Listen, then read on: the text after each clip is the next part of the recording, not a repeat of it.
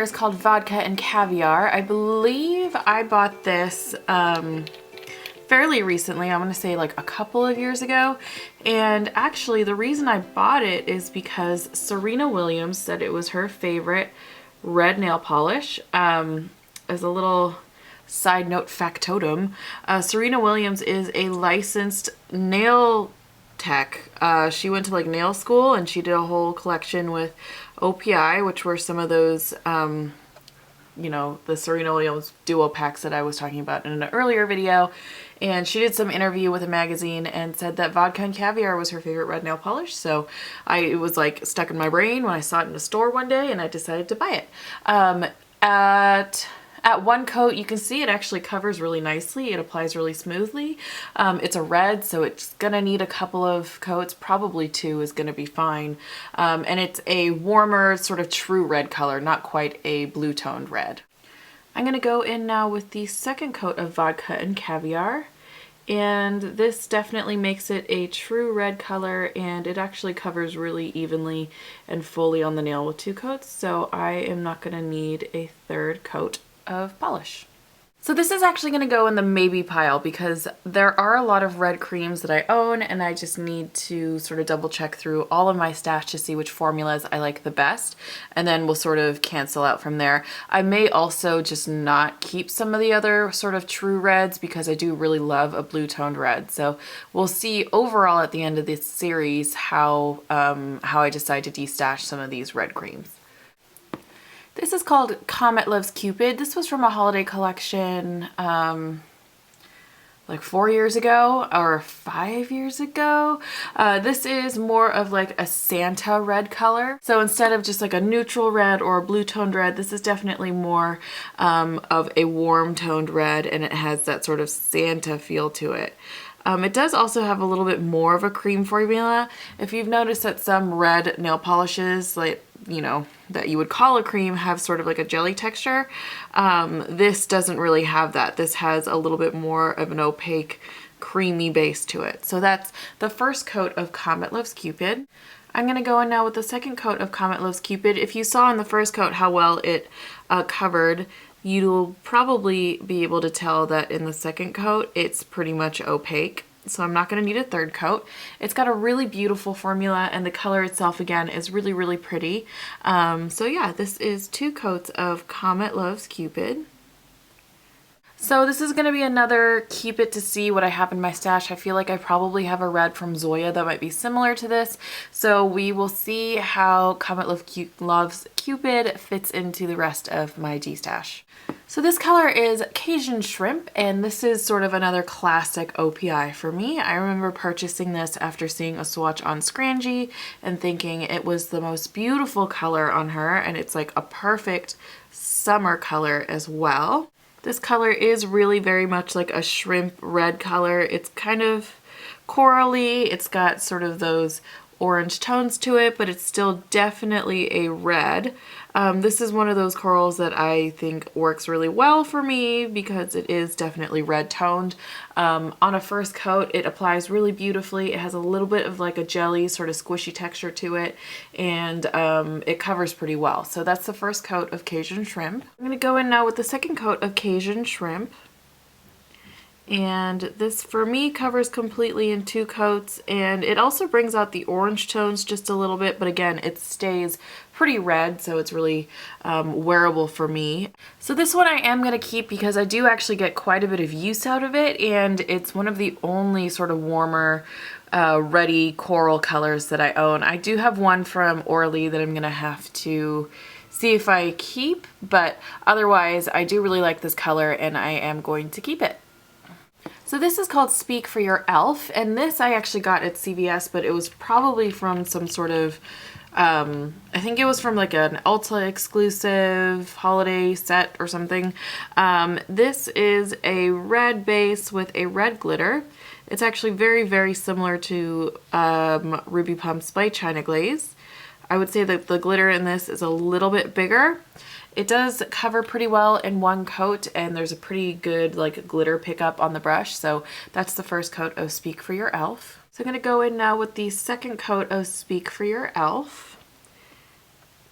and it gets fully opaque in 2 coats, and it does add a little bit more glitter, but it doesn't get like full glitter coverage. Again, it's very, very similar to China Glaze's Ruby Pumps. I would say Ruby Pumps has a little bit more glitter coverage on the nail though when you apply it. So that's 2 coats of Speak for Your e.l.f. So this one I am going to destash again, primarily because it's so close to China Glaze's Ruby Pumps. So this is Speak for Your e.l.f. This is the polish Gettin' Piggy with it. This was from the first Muppets collection, and this is a chunky glitter.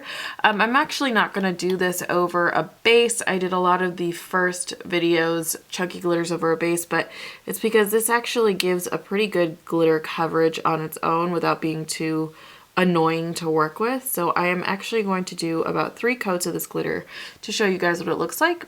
It has pretty good glitter pickup on the brush, as you can see from this first coat, and it is a clear base again with a red hex and a silver hex and a red micro glitter. So that is the first coat of Gettin' Piggy with it. So I'm going to go in now with the second coat of Gettin' Piggy with it, and you can see it adds a lot more glitter. It doesn't get fully opaque though. And there is quite a bit of the red and silver hex to get a little bit of texture and the glitter look on your nail when you layer it up. So that's 2 coats of Gettin' Piggy with it. So I'm going to go in now with the third coat of Gettin' Piggy with it. And it gives pretty good coverage with 3 coats, to the point where if you did thicker coats, you could probably get full opacity. I am only going to do the 3 coats, like I said, just because I want it to be easy to remove when I take this nail polish off, but you get a pretty good glitter coverage. I would say probably with 4 thin coats, you get a fully glitter look on your nail with this nail polish. I'm actually going to destash this nail polish. I don't wear it very often. I probably haven't used it in a couple of years, and it's just not something that I use anymore. I'm not kind of in that phase of chunky glitters over everything anymore, so I am going to destash it. So this polish is called Danke-Shiny Red, and this one was from a Germany collection, and this is the same collection that like every month is Oktoberfest and Germanicare for OPI came from. This is a beautiful sort of Christmas satin ribbon red color. It's got a shimmer to it, and you can see that it's very opaque in 1 coat, and it's very easy to work with. So this is the first coat of Danke-Shiny Red. I'm going to go in now with this second coat of Danke-Shiny Red, and this gets it fully opaque, and the shimmer definitely gets really, really rich after that second coat. So that's 2 coats of Danke-Shiny Red. Although this isn't a totally unique nail polish, I am actually going to keep this one because it works really, really beautifully, and I do actually use it quite a bit during the holiday time, so Danke-Shiny Red is going to stay in my stash for now. This is called Allie's Big Break, and this was from the Burlesque collection as well, and this was one of the shimmers that they released. It is a sort of like an appley red color with a glass fleck in it, and it is really, really, really pretty. This one I 100% remember all lacquered up had swatches, and it looked so good in her swatch. On the first coat, it definitely is a little bit sheer, but it builds up really, really nicely. So that is Allie's Big Break. I'm going to go in now with the second coat of Allie's Big Break, and you can see that it gets fully opaque in 2 coats, and the shimmer comes out really beautifully with that second coat. It's a really fun holiday color. I think the Burlesque collection was an amazing holiday collection, so this one definitely always reminds me of like Christmas time. So this is actually going to go in the maybe pile. There are a couple of glass fleck red colors from Zoya that I want to compare this to, just to see if I have any like colors that are too similar to it. So this is Allie's Big Break. This is from the James Bond collection, Skyfall collection. This is called The Spy Who Loved Me, and this is honestly the closest nail polish that I have to Smitten with Mittens. It is a fiery red color with a gold shimmer running through it. It doesn't look very close to Smitten with Mittens on the nail, but it definitely has that same sort of gold shimmer red polish combo that most other polishes I own don't have.